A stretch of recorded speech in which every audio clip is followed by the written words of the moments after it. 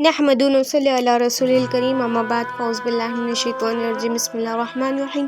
السلام علیکم ورحمۃ اللہ وبرکاتہ۔ کچھ عرض و معروض کرو، اس سے قبل ایک مرتبہ درود پاک پڑھ لیجیے۔ اللہم صلی علی سیدنا شفیعنا حبیبنا نبینا مولانا محمد بارک وسلم، صلاۃ والسلام علیک یا رسول اللہ صلی اللہ تعالیٰ علیہ وسلم۔ ارشاد ربانی ہے، مجھے یاد کرنے کے لیے، میرا دھیان باقی رکھنے کے لیے نماز قائم رکھو۔ نیز ارشاد ربانی یہ بھی ہے، بے شک نماز برائیوں اور بے حیائیوں سے روکتی ہے۔ نبی اکرم نور مجسم صلی اللہ علیہ وسلم کا ارشاد ہے، نماز دین کا ستون ہے۔ جس نے نماز کو قائم کیا، اس نے دین کو اور دین کی بنیاد کو مضبوط کیا، اور جو جان بوجھ کر عمدہ نماز کو ترک کر دیا، اس نے دین کو ٹھکا دیا اور بنیاد کو کھوکھلا بنا ڈالا۔ اقرار توحید اور رسالت کے بعد بالالفاظ دیگر ایمان کے بعد سب سے عظیم عبادت نماز ہے۔ یہ وہی نماز ہے جو تمام عبادتوں کی جڑ ہے اور مومن و کافر میں فرق کرنے والی ہے۔ آج میں اسی نماز کے تعلق سے چند باتیں عرض کرتی چلوں۔ خدائے پاک نے اگر کسی بات کی ہمیں تعلیم دی ہے تو وہ ہے نماز۔ 28 مرتبہ اللہ تعالیٰ نے نماز کو زکوٰۃ کے ساتھ بیان کیا ہے، اور علیحدہ تنہا نماز کا ذکر بھی بہت سارے مقامات میں آیا ہے۔ پھر نماز وہ عظیم الشان عبادت ہے جس میں بندہ در حقیقت اپنے رب سے، اپنے معبود سے ہم کلام ہوتا ہے۔ یہ وہی عبادت ہے جو آسمان پر فرض ہوئی۔ روزہ، زکوٰۃ، حج، حتیٰ کہ توحید و رسالت کے اقرار و تصدیق کا حکم بذریعہ جبرائیل امی کے زمین پر اتارا گیا، مگر نماز ہی وہ افضل ترین عبادت ہے کہ خدائے پاک نے حضرت صلی اللہ علیہ وسلم کو معراج کی رات عرش بری پر مبعوث فرما کر آپ کو اور آپ کی امت کو تحفہ کے طور پر نماز عطا فرمائی۔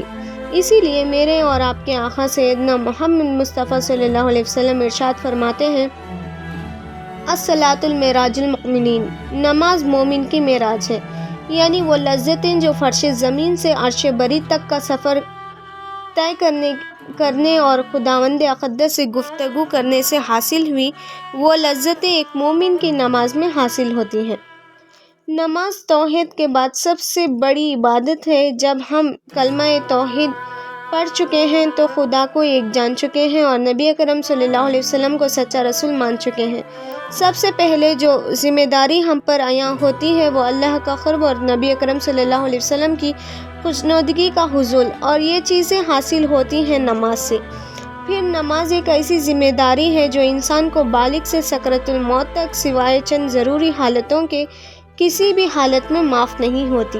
یہی وجہ ہے کہ خدائے پاک نے کسی بھی مقام پر نماز پڑھو نہیں کہا، بلکہ ہر جگہ اقیموا الصلاۃ، نماز قائم کرو فرمایا ہے۔ ان تمام باتوں سے نماز کا افضل ترین عبادت ہونا معلوم ہوا۔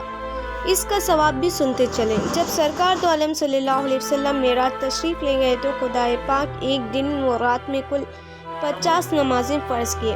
پھر حضرت موسیٰ علیہ السلام یاد دلانے پر سرکار نے تخفیف فرمائی، یہاں تک کہ 5 پر آ کر بات ٹھہری۔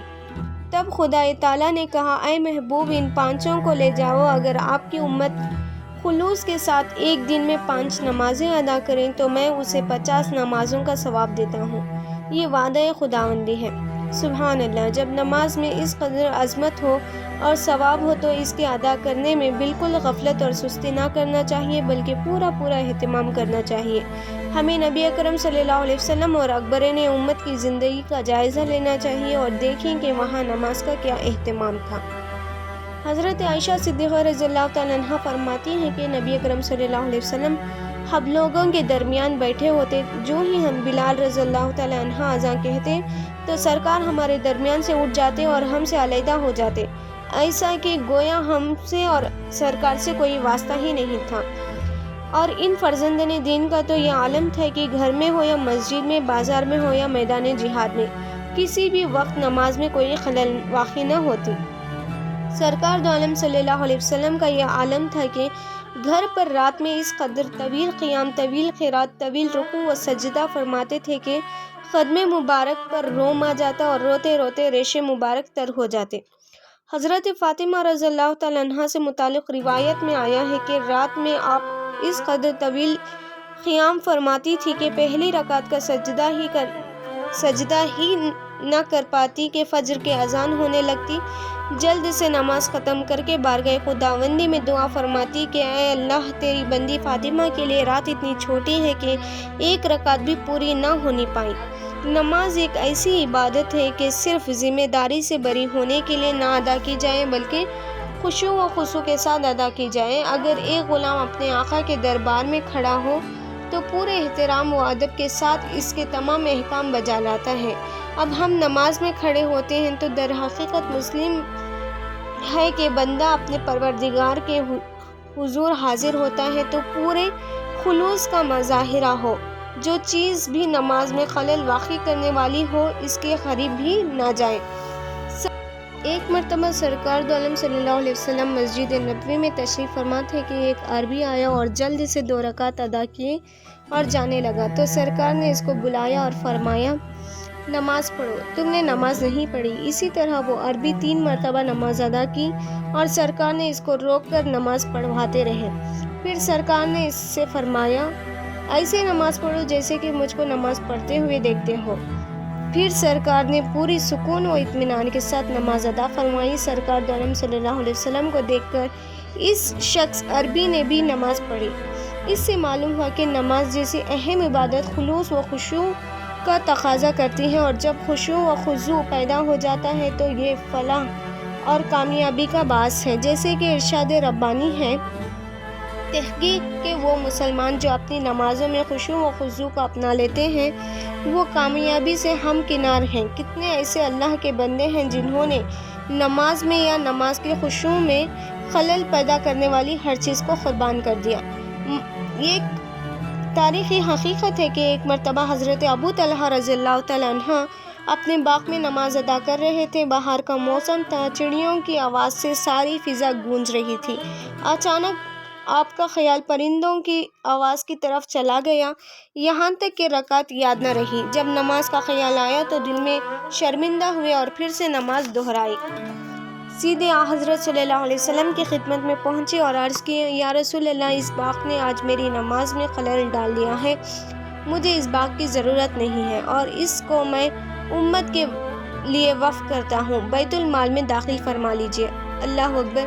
کس قدر نصیحت آمیز واقعہ ہے کہ نماز میں خلل واقع ہو اور یہ غور بھی نہ فرمایا کہ ایسی چیز جس سے نماز میں خلل واقع ہو اور وہ ان کی ملک بناتی رہے۔ ایسے ہی حضرت سیدنا عثمان غنی رضی اللہ تعالیٰ عنہ کی زمانے کی بات ہے کہ ایک صحابہ عبد الرحمن رضی اللہ تعالیٰ عنہ نامی تشریف لائے اور عرض کیا اے امیر المومنین، آج میں اپنے کھجور کے باغ میں نماز ادا کر رہا تھا کہ میری نگاہ کھجور کے گوشوں پر پڑ گئی۔ اس مرتبہ فصل بہت اچھی ہوئی ہے اور میں ان پکے ہوئے کھجوروں میں کچھ اس طرح کھو گیا کہ نماز ہی یاد نہ رہی۔ جب نماز کا خیال ہوا تو شرمندہ خاسر ہوں، توبہ کی اور نماز کو پھر سے پڑھ کر آپ کی خدمت میں حاضر ہوا ہوں۔ میرا ضمیر پکار رہا ہے کہ ایسی دولت اور ایسی جائیداد جو تمہارے اور تمہارے پروردگار کے درمیان خلل واقع کرے، اس کی طرف ہرگز توجہ نہ ہو، لہٰذا اس باغ کو بیت المال میں شامل کر لیجیے۔ سبحان اللہ! بزرگوں کی نظر میں دنیا کی ساری دولت، رفعت، نعمت ایک وقت کی نماز کے مقابلے میں آنچ تھی۔ یہ امر حقیقت ہے کہ یہ جانتے تھے تو فقط اللہ اور رسول کی رضامندی اور خوشنودگی حاصل کرنے کے لیے اس لیے وہ دنیا کو چھوڑ دیتے تھے اور آخرت کو عبادت کی مضبوطی سے تھام لیتے تھے۔ اور آج ہمارا یہ عالم ہے کہ ہم صرف دنیا داری کے لیے جیتے ہیں اور انتہائی آسانی کے ساتھ عبادت اور تقریر الہی کے ذریعوں کو چھوڑ دیتے ہیں۔ حضرت صلی اللہ علیہ وسلم کا ارشاد ہے کہ اپنے گھروں کو قبرستان نہ بناؤ۔ مرد اگر فرائض کے لیے مسجد آباد کریں تو سرکار نے عورتوں پر یہ ذمہ داری عطا کی ہے کہ وہ گھروں کو عبادت کے نور سے آباد کریں۔ آج ہم ایک ایسے پرخط دور سے گزر رہے ہیں جہاں مسلمانوں کا دین سے اور مذہب سے ان کا ملن دور ہوتا جا رہا ہے۔ وہ دنیا داری میں پھنستے جا رہے ہیں۔ مسجدوں میں ایک کے بعد دیگر 5 وقت بھی حی علی الصلاۃ یعنی نماز کی طرف آؤ کی صدائیں جاری ہیں، مگر ہمارے کانوں پر جون تک نہیں پہنچتی۔ اس کے برخلاف جب کسی فلم کا اعلان ہمارے محلوں سے گزرتا ہے تو نوجوان بوڑھوں کے کان بھی سیدھے کھڑے ہو جاتے ہیں اور گھنٹے گھنٹے ہم وہاں صرف کر سکتے ہیں۔ ایک دن میں زیادہ سے زیادہ 60 منٹ نماز کے لیے نکالنا ہمارے لیے انتہائی دشوار معاملہ ہے۔ تجارت کے لیے، بیکار کاموں اور باتوں کے لیے ہم اور خاص کاموں کے لیے ہمیں فرصت مل سکتی ہے، اگر کسی بات کے لیے فرصت نہیں ملتی تو وہ ہے نماز، جبکہ قرآن پاک اور حدیث نبوی میں نماز کو چھوڑ دینے والے کو عذاب شدید کی خبر دی گئی ہے۔ جب سرکار دو عالم صلی اللہ علیہ وسلم معراج کے لیے تشریف لے گئے تو وہاں آپ صلی اللہ علیہ وسلم کو چند عذاب الہی کے نمونے دکھائے گئے۔ ایک مقام پر آپ نے دیکھا کہ 2 فرشتے لوہے کے گرزوں سے ایک شخص کو مار رہے ہیں۔ جب مار پڑتی ہے تو اس شخص کے سر پرزہ پرزہ ہو جاتا ہے اور اس کا جسم 70 گز زمین کے اندر دھس جاتا ہے۔ دوسرا فرشتہ اس کو کھینچ نکالتا ہے تو صحیح سالم رہتا ہے۔ اسی طرح اس شخص کو قیامت تک سزا دی جاتی رہے گی۔ سرکار نے حضرت جبرائیل امین سے پوچھا، یہ عذاب کس کو دیا جا رہا ہے؟ تو جبرائیل امین نے فرمایا، یا رسول اللہ، یہ آپ کی امت کی اس شخص کو مثال ہے جو نماز کو بلا غرض ترک کر دیتا ہے۔ اللہ اکبر! کتنا سخت عذاب دیا جاتا ہے۔ اس مثال سے معلوم ہوا مسلمانوں، سوچو کل روز محشر میں کیا جواب دو گے، جبکہ پہلی پوچھ نماز ہی کے سلسلے میں ہوگی۔ جاگو، خواب غفلت سے جاگو۔ اللہ تبارک و تعالیٰ کے قرب کے حصول کا سب سے عظیم ذریعہ جو نماز ہے، اس کی ادائیگی میں سستی نہ برتو، بلکہ پورا اہتمام کے ساتھ اس کو ادا کر کے اللہ کی رضامندی اور نبی اکرم صلی اللہ علیہ وسلم کی خوشنودگی کے حقیقی مالک بن جاؤ۔